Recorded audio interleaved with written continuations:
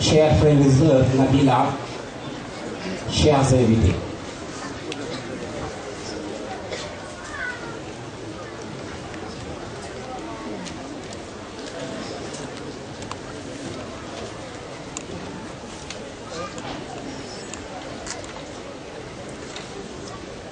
Chers frères et sœurs, Nabi Allah, chers invités, à son éminence, Mohamed Seyni, Khalif de Dieu sur terre. Cette personnalité avait déclaré, je cite, « Je suis le Khalif de Dieu sur terre.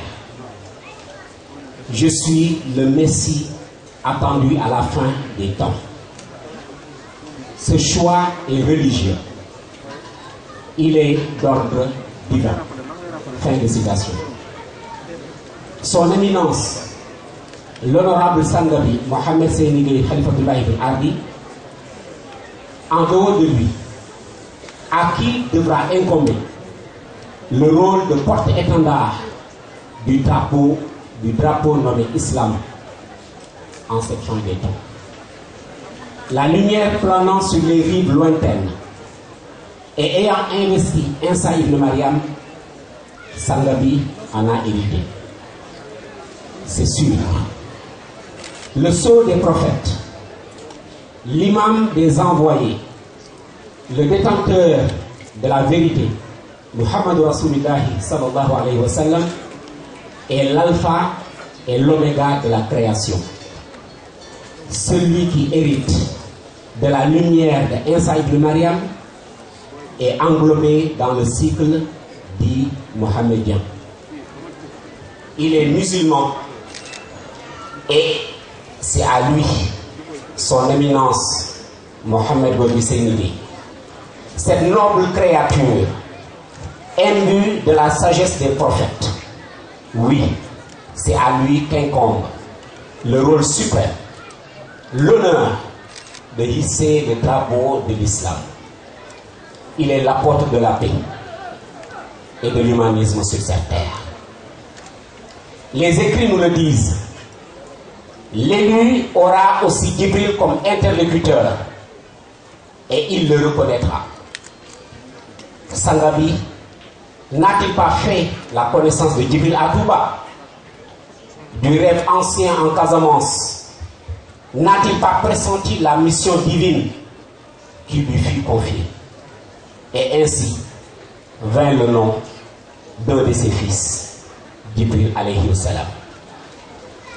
En ces temps de doute religieux, de permissivité, d'agonie de la morale, de la montée en puissance du péché, de turpitude et de perversion, Mohamed Seyni est la bouée de sauvetage pour les égarés que nous sommes, les démunis que nous sommes, les inconsidérés que nous sommes, les faibles que nous sommes, les méprisés par le surhomme de ce millénaire naissant qui se lance à la conquête de l'infiniment petit et de l'infiniment grand.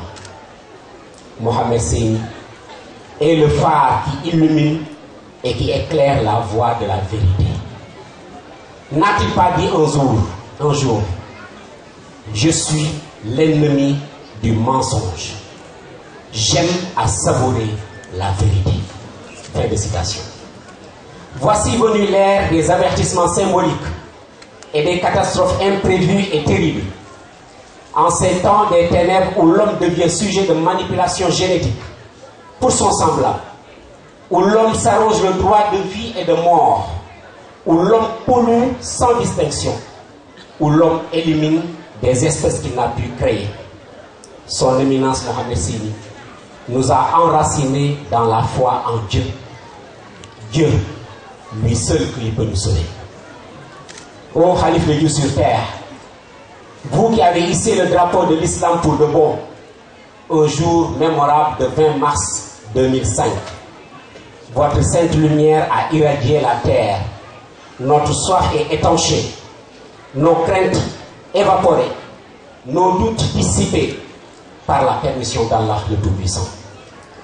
Bienheureux ceux qui ont connu et participé à l'accomplissement de cette mission grandiose. Mohamed Seyni a marché sur ses deux pieds, sur la voie de la charia et de la sunna. Mohamed Seyni est apparu sous une forme humaine, si humble, si frêle, alors qu'il est investi par Dieu et doté de la puissance que seuls les éclairés et les initiés peuvent pressentir. Il est la créature à la force insoupçonnée que nous son immense miséricorde inhibe afin qu'il soit accessible au commun des mortels.